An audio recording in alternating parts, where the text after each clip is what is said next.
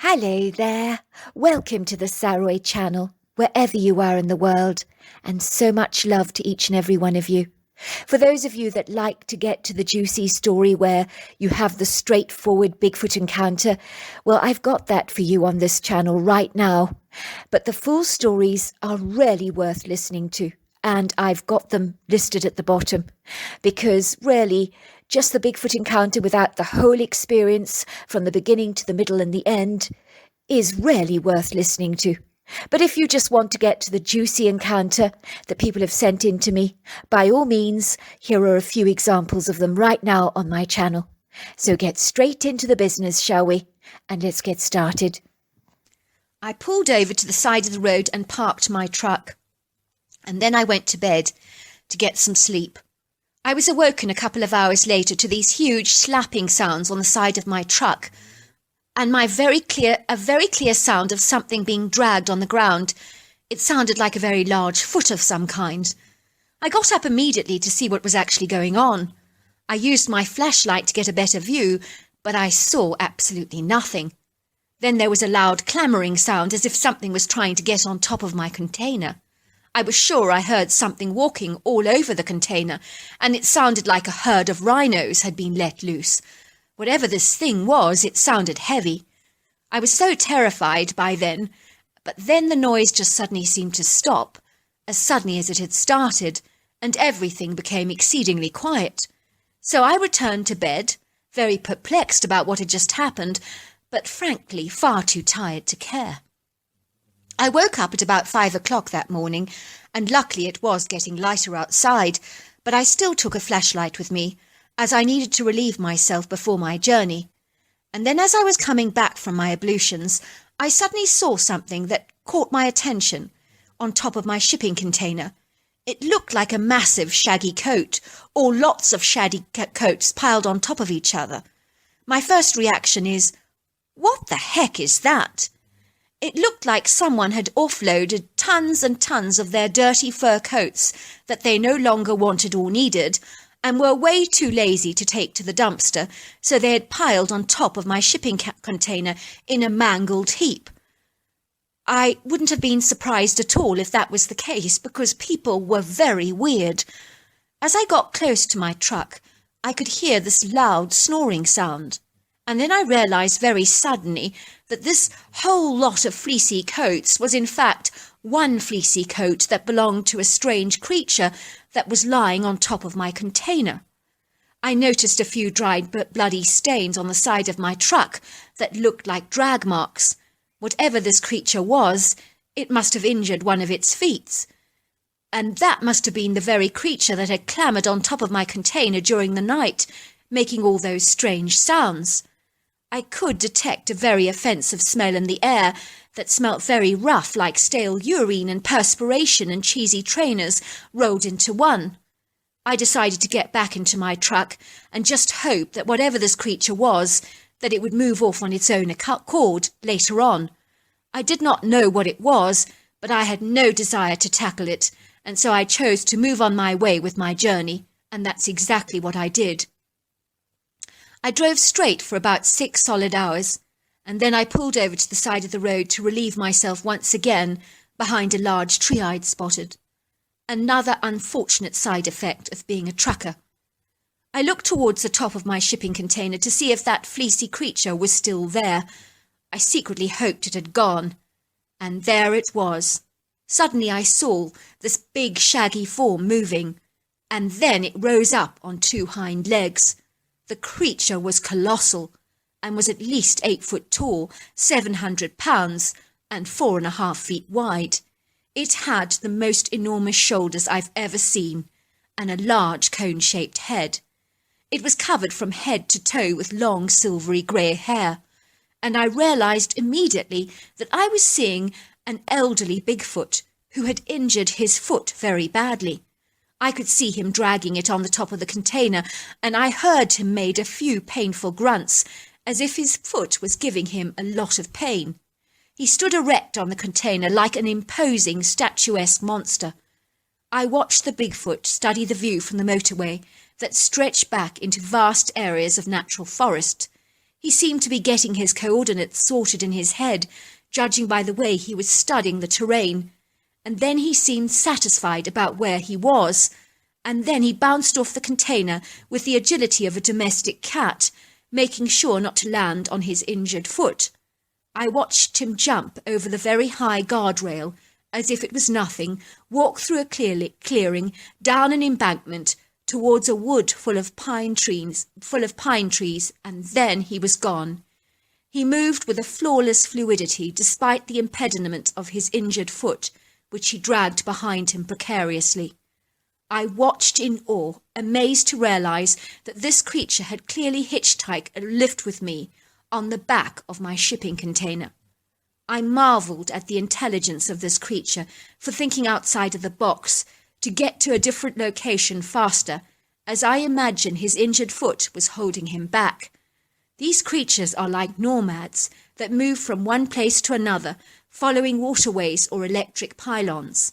That was my guess. I was amazed to realize that this Bigfoot was indeed real, and not the legendary creature I had often believed him to be. There were other truckers who claimed to have seen Bigfoots before, but now that I'd seen him, I knew he was real. Not once during my observations of this strange creature did I actually feel any fear, but all I felt was awe and admiration for this lofty, majestic creature that had crossed my path in such a spectacular way. My story begins when one day I heard gunshots coming from my woods, followed by these loud audible screams of someone who was clearly in distress. Using my binoculars, I surfed the area around my woods, and that was when I saw a man running through my cornfields as fast as he possibly could, and he was screaming at the top of his lungs, and the sound he was making was so terrifying it literally caused the hair on the back of my neck to stand on end. I was wondering what on earth was happening to the seemingly frightened, petrified man, whom I suspected very quickly was a poacher, as he was clutching a rifle and looking frenetically back over his shoulder towards the forest every few seconds. Even though I was watching this drama unfold from a distance, I could literally feel this man's terror. It was that palpable, even though I was watching through my binoculars.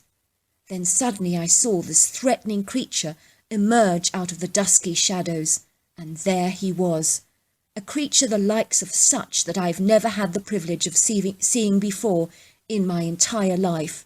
Truly this thing was like a Herculean, bipedal ape-like giant. I know of no other way to describe this jumbo-sized beast. He was covered completely in long waves of shaggy brown-grey hair that flowed in the wind as he moved his powerful, imposing, majestic form with a masterful fluidness and agility that was unlike anything I have ever witnessed before. At a strapping 9 foot tall, 800 pounds and 5 feet wide, he was racing towards the terrified man on his long, agile legs, running with the majesty and speed of a cheetah, with 5 foot strides. It was like watching a scene from Natural Geographic unfold on television before me with seamless fluidity, which had a bewitching hold over me as I watched in stunned amazement, hardly daring to believe what I was actually seeing. The seemingly small form of a svelte man in a white shirt was staggering and shaking violently from terror, and was so uncoordinated and dithery. If you did not know better, you would think he was drunk. He looked behind him frantically as the hairy humanoid got ever closer with every step. Although everything seemed to happen incredibly quickly, it felt as if I was watching everything in slow motion. I continued to watch in horror as the man barely made it to his bright red jeep in time. It appeared that fear had seemingly incapacitated his every move, so he struggled to run forwards, pushing his legs as if he was treading water. He finally made it back to his car, and his fingers were wobbling violently as clumsily he managed to open his car door, throwing himself onto the seat, slamming the door behind him and revving up the engine, but failing to get it started on his first futile attempts, which stalled and prolonged his desperate anguish to escape. This incredible hulk of a Titanic-sized creature lunged towards the back of the car like a lion mounting its prey from the rear. It proceeded to lift the back of the Jeep so that the front of the car was perching precariously on its two wheels. I kid you not, this giant creature looked as if he was picking up a toy car in his hands. He made the Jeep look like it weighed next to nothing in his huge sausage-sized fingers, almost like he was opening a can of tuna. I was boggled by such an extraordinary display of super robustness, brawn, and strength. The creature let out a thunderous roar that sent the fear of God diving through every fibre of my being. Believe me, I've never heard a roar like that before, and it truly made a lion's roar seem like a pussycat by comparison, and I am not kidding. He then begrudgingly released his hold on the back of the car, and it slammed to the ground, bouncing on the back wheels. I could see the rubescent, blushing, petrified face of the driver as he started the engine and hightailed it down the dirt road in his car as fast as he possibly could. I doubted that he would ever be seen poaching on my land again. I watched the dark, shadowy form of the huge giant creature retreating back into the forest, and he was shaking his fists angrily in an expression of incandescent rage. I knew that if that creature had wanted to kill that man, he would have done so effortlessly, and he would have done it now. It would have been nothing for him to prize him out of his car like an olive in a jar of brine. So in my opinion, he did not want this man anywhere near his turf, or hunting anywhere, any of the wildlife on my land. I truly think the creature had physically restrained himself from extracting the petrified man from his vehicle and squeezing his head like a chicken egg, so that his brains burst over the seats. Sorry for being so gruesome and graphic, but I truly sensed and believe that this is what he wanted to do. But perhaps a touch of humanity and compassion held him back. One of the young men finally spoke. "He knew," said the man. "Who knew what?" I asked. "The Bigfoot knew we were there to kill him. I am sure of it," he said. The others all nodded in agreement. "He did know," they said. "Go on," I urged them. "What happened, and where are your rifles?" "We went into the woods," said the one man, who was, with the help of a little brandy in his hot chocolate, had finally managed to gather some composure. "Go on," I encouraged. "We went into the woods," he repeated, "and then we heard the sound. It was a strange, humming, esoteric sound that I cannot describe because it was unlike anything I've ever heard before. We knew the noise was coming from the Bigfoot, that he was making the strange sound. I'm sure of it. It was hypnotic. It physically affected us, making our bodies feel uncoordinated and wobbly and causing us to become lightheaded. The next thing we knew was we were lying on the forest floor, waking up from a deep sleep, as if we'd come around from an anaesthetic after a long surgery. It felt like that." "Go on," I said, watching the young man bursting into tears. "I'm not a baby," he said, apologising profusely. "I never ever cry. But this creature, well, he's not of this world. He has supernatural powers. He reads minds. As we came around from our sleep-like state, the Bigfoot stood there towering over us, with a look of intense hatred on his face. He had shredded our rifles to pieces and discarded all the bullets, almost as if he knew exactly what our ammo does and what the bullets actually are. How is that possible? I mean, he's only an animal, isn't he? He then roared at us and started chasing us out of the woods, and we all felt it screaming in our heads, saying, 'Get out, or I will kill you, and leave my dear alone.' You all heard it?" I asked. The young men nodded. We all heard exactly the same words in our heads, but they were spoken in our heads and not audibly. "You see what I mean?" said the man. "The creature is not of this world. No one can talk to you in your head like that. I mean, not without audible words." "I will tell you one thing," said the young man. "I admit I've been poaching for a while now in places all over West Virginia, and often I felt I was being watched. I'm never ever going to hunt again, not after what I've experienced tonight. My poaching days are well and truly behind me." Suddenly I heard the strange chattering sound, and I looked up through my tears to see what was making that peculiar noise. The only thing I could liken the noise to was that to the sound of a monkey, but I saw nothing. Moggy was wagging his tail at something and letting out some excited yaks, so I threw him his bone, which he started to chew with great gusto. The next thing I knew was that pretty blue flowers were being thrown at me, but where were they coming from? I did not know. Once again I looked around and saw nothing, but I kept hearing that strange chattering sound. I was sitting under a large oak tree, and I just so happened to look up, and there in the branches was a huge colossal creature, the likes of such that I have never seen before. At that time I'd never heard of Bigfoot because of living in New York. Creatures like that are not usually discussed. I could not make out what this creature actually was.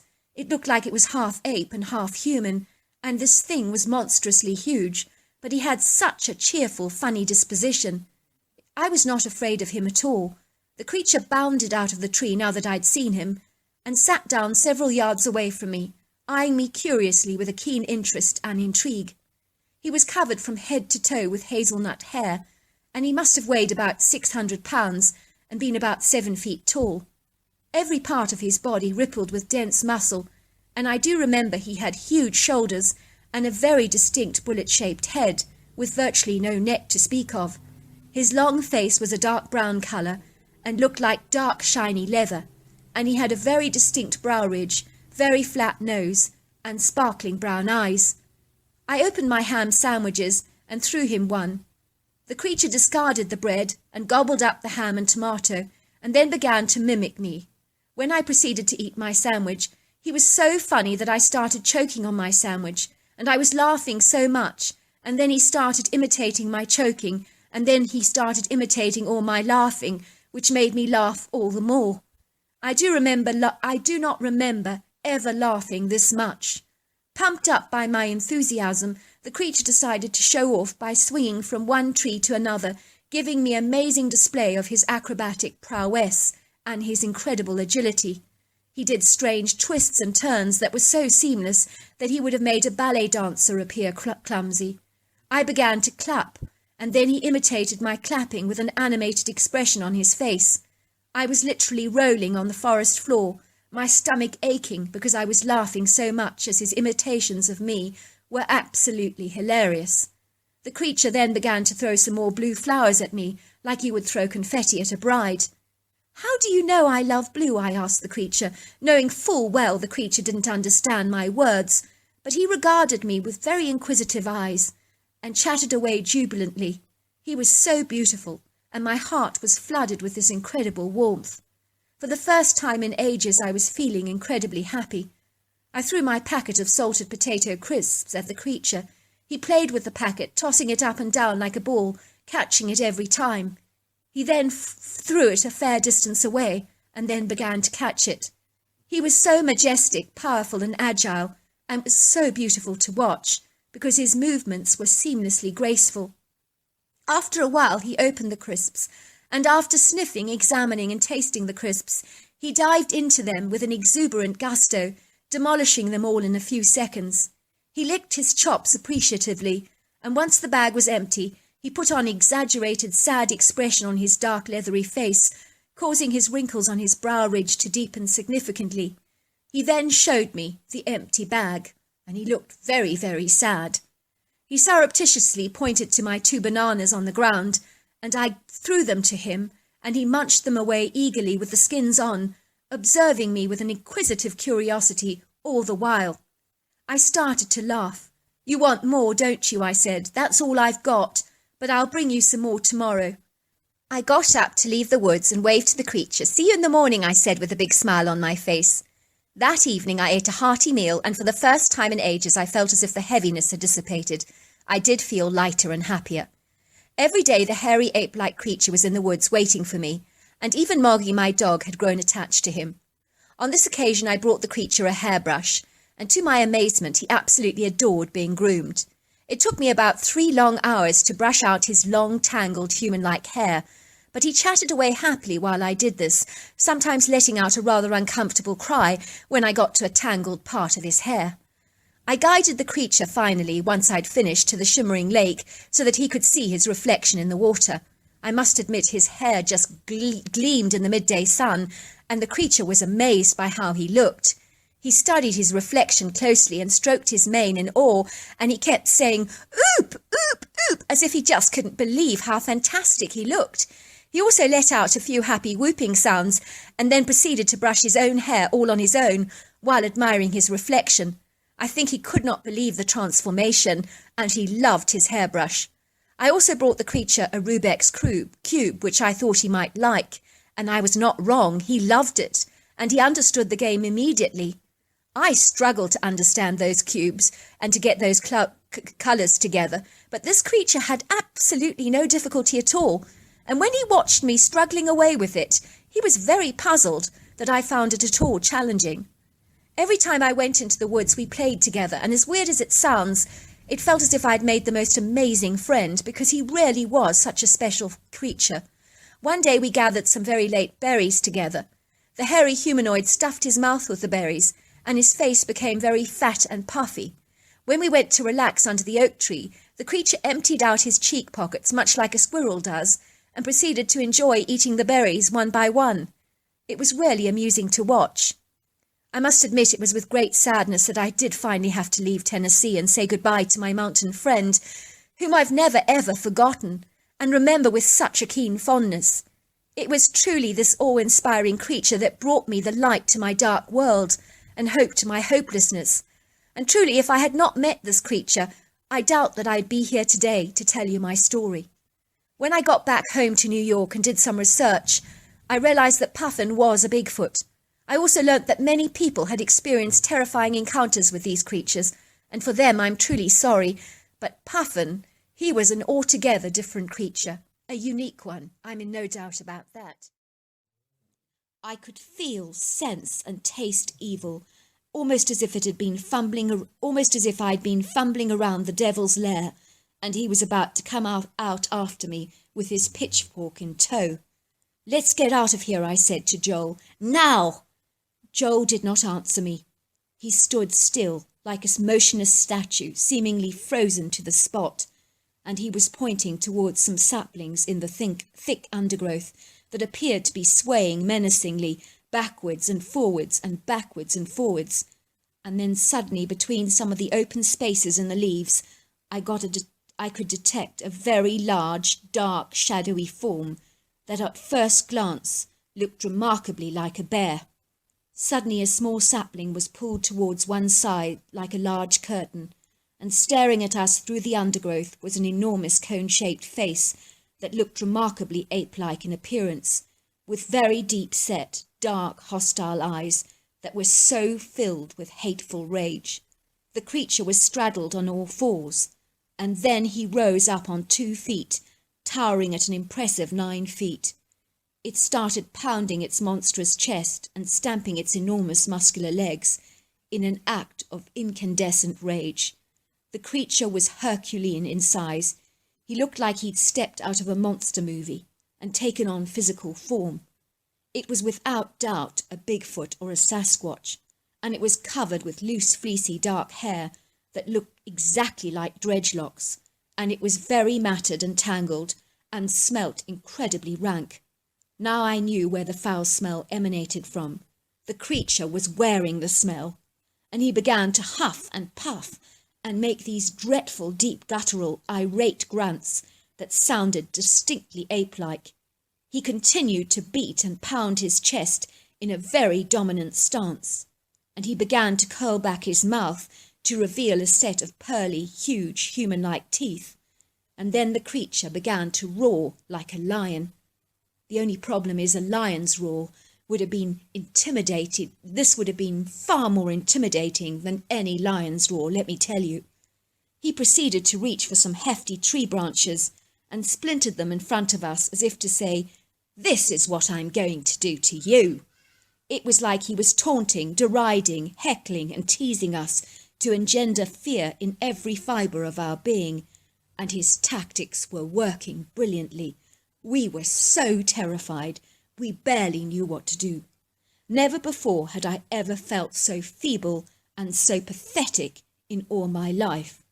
The capricious Bigfoot reminded me of those out-of-control erratic elephants you get in Africa when they come into musk because of their high levels of testosterone that seem to drive them to heightened levels of belligerent aggression. He was behaving exactly like this. "Walk slowly," I commanded Joel. "Whatever you do, make sure you do not run. Avoid any eye contact with the creature. Keep looking down and act submissive." Joel and I focused on the ground, avoiding the creature's gaze, and turned around, walking away very, very slowly. The creature continued to roar, and then he started hurling stones at us, provoking us to run, so that he could pursue us and either harm us or kill us. "Keep walking, Joel," I commanded. "Keep walking. Don't run. Don't run. Joel, don't run." It was the most onerous thing that I've ever done, walking away slowly, because believe me, it was so hard. I wanted to run away as fast as I possibly could, almost as much as this creature clearly wanted to tear us apart, limb from limb. But first he wanted to get us to run. I was certain of that. I could feel those cold, dark eyes burning through us, and that hatred was so palpable you could physically feel it. Even as we walked away, we were both physically shaking. "I cannot do this," whispered Joel. "I need to run. I've got to get away from this monster. I can't keep walking like this. I just can't. There's no way. I've got to run." "If you run, you are dead," I said. "He wants you to run because he gets off on it. You will be giving him what he wants. Don't run. Keep walking." We could hear the creature behind us, and he was huffing and puffing and making these terrifying grunts, and his breathing was so heavy you could almost feel it at the back of your neck. Joel just suddenly lost it. He couldn't take it any more. He just had to run from the creature as fast as he could, and I watched him sprinting away, and I groaned. "Oh!" The creature went dashing after Joel at lightning speed on his long, agile, hairy legs, passing me in the pursuit of his friend. Not even realizing that I was there, he was so intent on getting to Joel. Joel was now living on borrowed time. I knew it, and he must have known it. I had to help him, but I did not have a rifle with me, so I acquired a broken tree limb that was big enough for me to use, and then I started running after the Bigfoot that was pursuing Joel. My heart was pounding in my chest violently, and I was living on adrenaline surging that surged through my body so fast that it intensified my steps to lightning speed. I myself could not believe how fast I was actually running. The Bigfoot grabbed my friend with his powerful arms, straddling him by the throat with one of his hefty elbows. I knew that one click of the neck to the left or one click to the right, and it would be lights out for my friend forever and ever. It would be over for him. The Bigfoot was so focused on pursuing Joel and killing him that he did not realize that I was standing literally a foot behind him, and I dropped my tree limb and picked up a large rock I found on the ground, and I threw it upwards, because the Bigfoot was very tall, to the back of his head with brute force, aiming it at the creature. My aim was spot on and incredulous, even if I say so myself. I had hit him in the back of the head incredibly hard, and the huge wacky blow caused the creature's head to wobble precariously. The Bigfoot turned around to look at me through dazed, fuzzy eyes that had almost lost their focus completely. It would seem that he had become disorientated and dizzy, and his anger was temporarily suppressed because he clearly didn't know where he was. He released his grip on Joel, and his eyes rolled in the back of his head, and he looked more and more confused, and he certainly lost his faculties for a moment, and could not remember who or where he was. I think the head bang had definitely concussed him. While the Bigfoot was in a mental stupor, a seemingly whirling maze of blurring stars rocketing in his head like a flurry of colourful fireworks, I took my opportunity to get Joel to move. "Run, Joel! Run, now!" I shouted to him and took full advantage of the Bigfoot's unstable mental condition, and Joel and I began to run as fast as we possibly could from the creature, and we managed to make it back to my jeep, and we sped away as fast as we could, not daring to look back. One day it happened all over again. I was playing in the woods and I sensed something or someone was staring at me, and I knew without a shadow of a doubt that my instincts were 100% correct. After all, my experiment had proved that. I immediately went to look behind every single tree and every available hiding place, but there was nothing there. Then I turned my attention to looking into the trees, and as I looked up into an oak, I suddenly saw a little cute face staring back at me through the branches.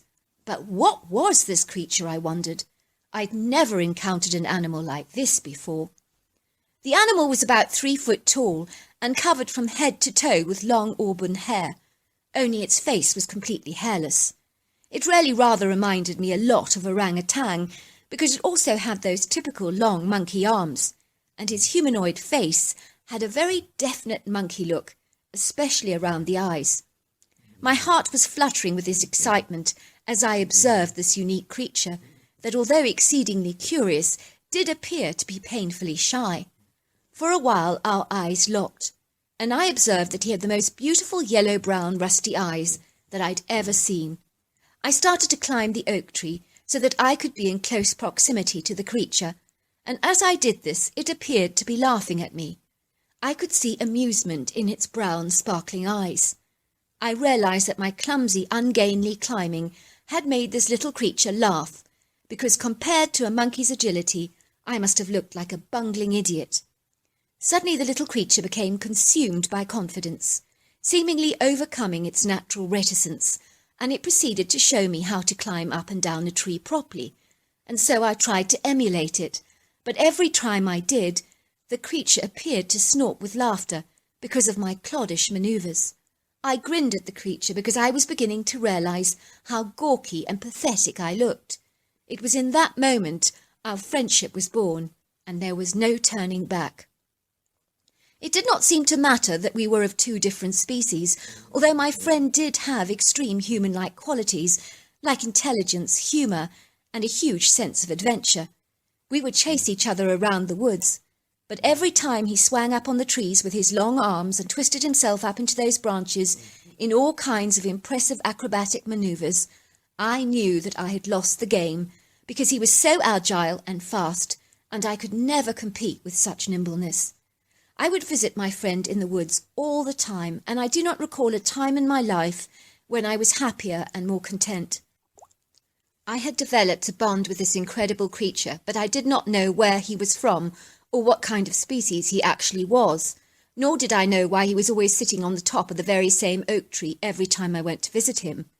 I did wonder who and where his parents were, and why they left him all on his own for such a long period of time.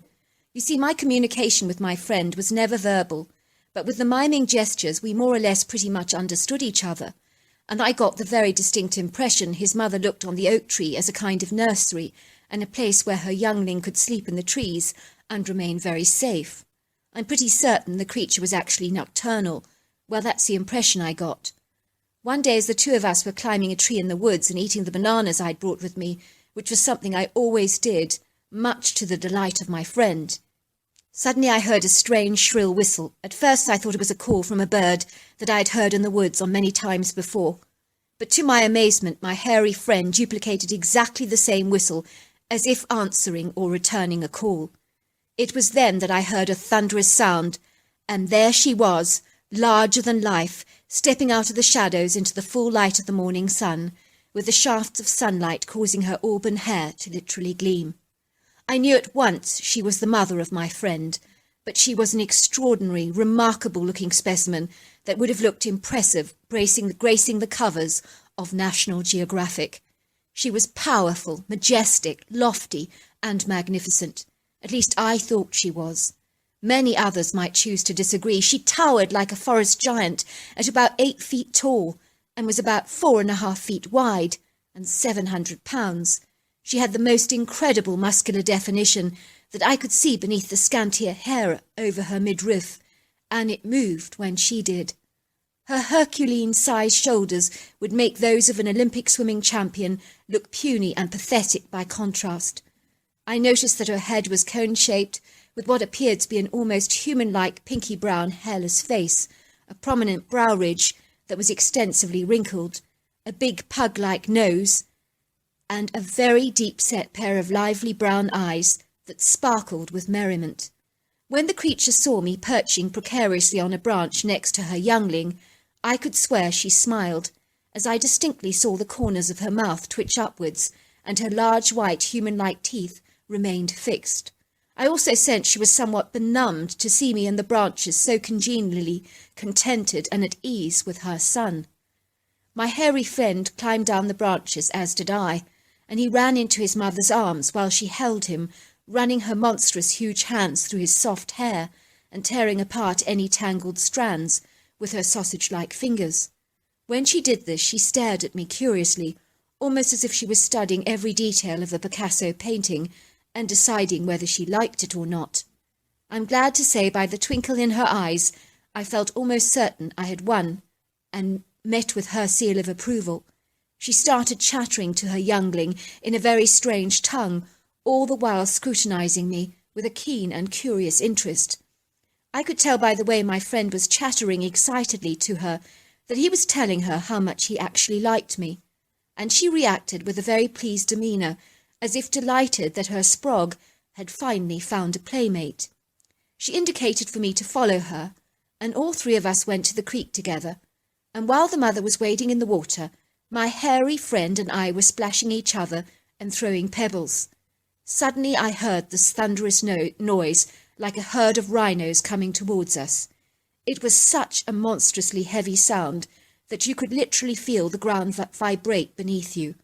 Then I heard this incredible roar that was so terrifying I froze to the spot, incapacitated by fear, as the hair on the back of my neck stood up on end.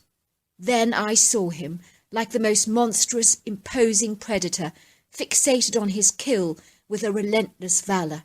He was wading in the water angrily towards me, with a gargantuan tree-trunk-sized pair of legs and resolute 5 feet strides. Before I knew it, he seized me in his monstrous arms and hurled me into the air like a Catherine wheel, where I went spinning and somersaulting and then plunging into the murky depths of the water. Once again the monstrous giant came clamouring towards me and reaching for my head, almost to asphyxiate me under the water. At least that's what it felt like. The next thing I knew, he released his suffocating hold from me, and I came out of the water like an otter, but desperately gasping for breath. I'm in no doubt that the big male seemed to be trying to kill me, or at least to put me in my place. I could see the female creature screaming at the male and pounding her fists into his chests. He stood there like a statue, frozen in time, receiving the full wrath of her furious physical altercation. I saw her pull his ears that were buried beneath his hair and slapping the sides of his cone-shaped head very fiercely, all the while chattering in a very disapproving, high-pitched voice. Once again I was reminded of that praying mantis, as this female had a powerful hold over the male during their copulation. It would seem that this male humanoid was literally under her spell, willing to do her every bidding, even if it meant being humiliated and chastised in front of me. She let out another scream at him that was so piercing it went right through me like a jackknife. She then pointed towards the bank, and I watched this humiliated 1,000-pound male humanoid paddling away into the water, walking towards the bank. He then sheepishly and obediently squatted down, watching us with puzzled, somewhat exasperated look on his hairless face, as if to say, "Woman, you just can't understand them." I noticed he was watching me curiously, scratching his head in a gesture of thoughtful repose, as if wondering what on earth his little son actually saw in me. I remember feeling in that moment that I truly was safe, and relief washed over me like a foaming wave. But even so, the male was a deadly predator. Of that I was in no doubt, who would kill in a heartbeat if given the opportunity. In the weeks that followed, I would play with my hairy humanoid friend, under the watchful eye of his mother, whom I did see. When I did see the male, he would make a few unfriendly grunts, but he was never very aggressive, and began to accept my relationship with his son. One day when I went to play in the woods, the female humanoid ape and her son howled for a few moments, and that was a bit odd. And then they both gave me something. My friend gave me a collection of pretty birds' feathers, and the female gave an elk skin, and then out of the shadows came the male creature, who presented me with a pair of deer antlers. In that moment I knew they were leaving, probably because they never stayed in one place for very long. They all proceeded to tap me on the shoulders, and then they were gone. Years and years passed by, and then when I got into my early 30s, I saw my friend again. I could hardly believe it, but I recognized him immediately. This time he was a big male. He had become substantial in size, easily at over 1,000 pounds. He looked lofty, majestic, masterful, and beautiful. He was with a female at his side and a little youngling that I imagined was his child. He came out of the shadows to say hello, and it was a joyful reunion. I believe he was passing through and wanted to introduce me to his young family, and I could tell he was ecstatically happy. We spent the whole day at the creek, and it was like we became children all over again, and forgot that we were adults, and let go of that adult persona. Even the adult female lost her shyness and awkwardness and was overcome by childlike behaviour, and we were all splashing around in the creek together and throwing pebbles. After a while the creature became exceedingly hungry and started to fish with sharpened pieces of timber, and they were all efficient at catching fish, and even the little Bigfoot made me look like a prize buffoon, because when I tried to use a timber to strike a fish, I missed every time, much to the amusements of the Bigfoots, who were actually laughing at me quite a lot. They started to mimic my lack of coordination in various miming acts, and even I was laughing, because it was clearly funny to watch. I was really incredibly clumsy. I took the creatures to my fire pit, and proceeded to prepare a fire, and they watched in awe, making all kinds of animated, feverish grunting sounds, and when I finally lit the fire, they all went, "Ooh, ooh." I then proceeded to flavour the fish with seasoning and wrap it carefully in foil, and we cooked it and ate it. I think they loved how buttery the fish tasted, and the way the hot meal melted in their tongue. They ate everything apart, even the heads, only leaving behind the fish bones. I then cooked some beef patties and bacon on the grill, and they got very excited about the bacon and were grunting zealously. They revelled in the salty smoked flavour and the delicious smell, and they smacked their lips in ardent appreciation, and so we all relaxed by the fire, eating and observing the crackling yellow-orange flames, folding, bending and burning the coals and the timber, while we reposefully enjoyed the starry night. I had my guitar handy, and I played the creatures some of my favourite songs, and they were enraptured by my music, and they were swaying their heads backwards and forwards as I sang. They were particularly fond of the B- notes, and my friend was tapping a piece of timber on a stone on the edge of the fire pit in time to my guitar.